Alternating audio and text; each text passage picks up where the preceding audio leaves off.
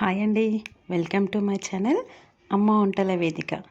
ఈరోజు మనం ఇంట్లోనే చాలా ఈజీగా రెస్టారెంట్ స్టైల్లో తయారు చేసుకునే ఎగ్ ఫ్రైడ్ రైస్ ఎలా తయారు చేయాలో చూద్దాము. దీనికోసం మనకి కావాల్సిన పదార్థాలు: సన్నగా తరిగి పెట్టుకున్న క్యారెట్, మీరు కావాలంటే సన్నగా పొడవుగా కూడా కట్ చేసుకోవచ్చు. అలాగే సన్నగా కట్ చేసి పెట్టుకున్న ఉల్లికాడలు మరియు కరివేపాకు అండ్ గ్రీన్ చిల్లీస్ అండ్ ఇలా సన్నగా కట్ చేసుకున్న ఉల్లిపాయ మరియు బీన్స్, దీంతో పాటుగా కొంచెం సోయా సాస్ మరియు పెప్పర్ పౌడర్ మరియు కారపొడి, అలాగే 2 ఎగ్స్. ప్రాసెస్ చూసేద్దాం. ఇక్కడ ఒక బౌల్లో 2 ఎగ్స్ని ఇలా తీసుకోవాలి.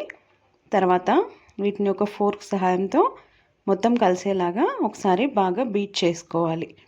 ఇలా చేయడం వల్ల మనకి మొత్తం కలిసిపోయి ఆమ్లెట్ అనేది పర్ఫెక్ట్గా వస్తుంది. తర్వాత స్టవ్ ఆన్ చేసుకొని ఒక కడాయి పెట్టుకొని ఒక 3 స్పూన్ల వరకు ఆయిల్ వేసుకోవాలి. ఆయిల్ బాగా హీట్ అవ్వాలి, అప్పుడే మనకి ఎగ్ అనేది మంచిగా కుక్ అవుతుంది. ఇప్పుడు ఇందాక మనం తీసుకున్న ఎగ్ మిశ్రమాన్ని ఇలా హాట్ ఆయిల్లో యాడ్ చేసుకోవాలి.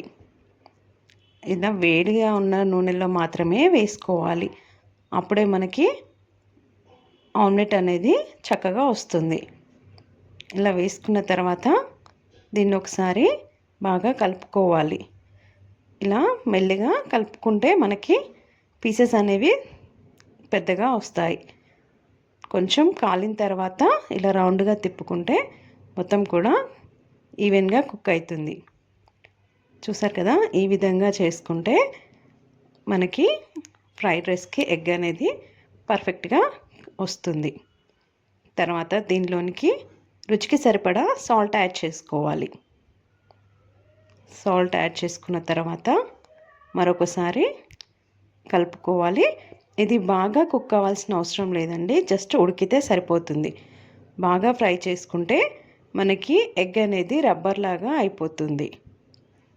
ఫ్రై చేసుకున్న తర్వాత ఒక ప్లేట్లోకి ట్రాన్స్ఫర్ చేసుకోవాలి. ఆయిల్తో పాటుగా కొంచెం బటర్ యాడ్ చేసుకుంటే టేస్ట్ అనేది ఇంకా బాగా వస్తుంది. ఇలా ఒక ప్లేట్లోకి తీసి పక్కన పెట్టుకోవాలి. ఇప్పుడు అదే కడాయిలో మరికొంచెం నూనె వేసుకొని ఇంతకుముందు చూపించిన క్యారెట్, బీన్స్ అన్నీ కూడా ఒకదాని తర్వాత ఒకటి వేసుకొని ఫ్రై చేసుకోవాలి. మీరు కావాలంటే దీంట్లోకి క్యాబేజ్ కూడా యాడ్ చేసుకోవచ్చు, కానీ ఇక్కడ నేను క్యాబేజ్ యాడ్ చేయడం లేదు. ఈ వెజిటేబుల్స్ అన్నీ వేసిన తర్వాత మంటని హై ఫ్లేమ్లో పెట్టుకొని బాగా కలుపుకోవాలి. ఇది బాగా ఫ్రై అవ్వాల్సిన అవసరం లేదండి, మనకి ఆనియన్ అనేది ట్రాన్స్పరెంట్ అయ్యేంత వరకు ఫ్రై చేసుకుంటే సరిపోతుంది. బయటికి వెళ్ళకుండా తక్కువ ఆయిల్తో చాలా టేస్టీగా ఈ ఎగ్ ఫ్రైడ్ రైస్ మీ ఇంట్లోనే ట్రై చేయొచ్చు. లంచ్కైనా, డిన్నర్కైనా ఆర్ క్విక్ మీల్కి అయినా ఇది బెస్ట్ ఆప్షన్. చూసారు కదా, ఈ విధంగా మొత్తాన్ని కూడా ఈ వీడియోలో చూపించిన విధంగా బాగా కలుపుకున్న తర్వాత దీంట్లోకి ఇందాక మనం పక్కన పెట్టుకున్న ఎగ్ని కూడా యాడ్ చేసుకోవాలి. ఇలా ఎగ్ యాడ్ చేసుకొని మరొక 2 నిమిషాల పాటు వేయించుకుంటే అన్నీ కూడా ఈవెన్గా కుక్ అయిపోతాయి. ఈ విధంగా 1 నిమిషం పాటు మంటని లో ఫ్లేమ్లో పెట్టి వదిలేయాలి. తర్వాత దీనిలోకి అన్నం యాడ్ చేసుకోవాలి. అన్నం మనం ఉడికించుకొని చల్లార్చి పెట్టుకోవాలి. అలా చల్లార్చి పెట్టుకున్న అన్నాన్ని మనం ఈ ఉడికించుకున్న వెజిటేబుల్ మిశ్రమంలో యాడ్ చేసుకోవాలి. ఇక్కడ నేను బ్రౌన్ రైస్తో చేస్తున్నాను, మీరు రెగ్యులర్గా వాడే రైస్తో చేసుకోవచ్చు.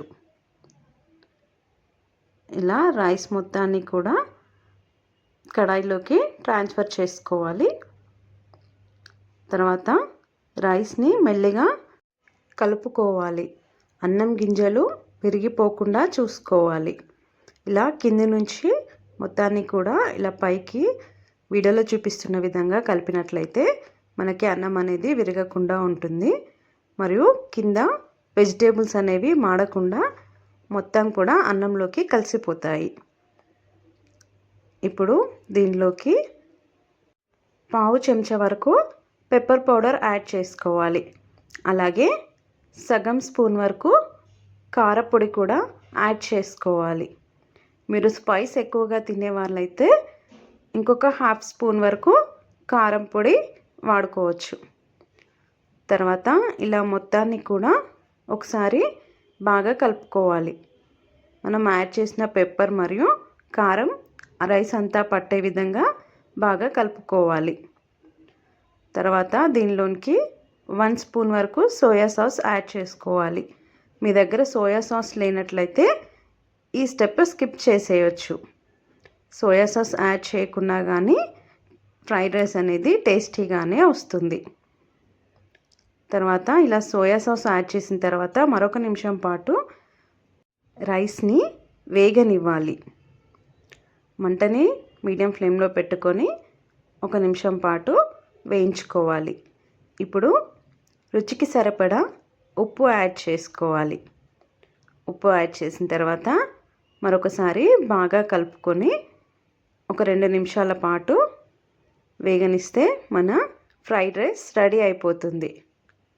చూసారు కదా, చాలా సింపుల్గా ఇంట్లో ఉన్న ఇంగ్రీడియంట్స్ తోటే ఈజీగా ఫ్రైడ్ రైస్ తయారు చేసుకోవచ్చు. ఈ ఫ్రైడ్ రైస్ టొమాటో సాస్ మరియు చిల్లీ చికెన్ లేదా ఏదైనా గ్రేవీతో సర్వ్ చేస్తే ఇంకా టేస్టీగా ఉంటుంది. ఇప్పుడు మన ఎగ్ ఫ్రైడ్ రైస్ రెడీ అయిపోయింది కదా.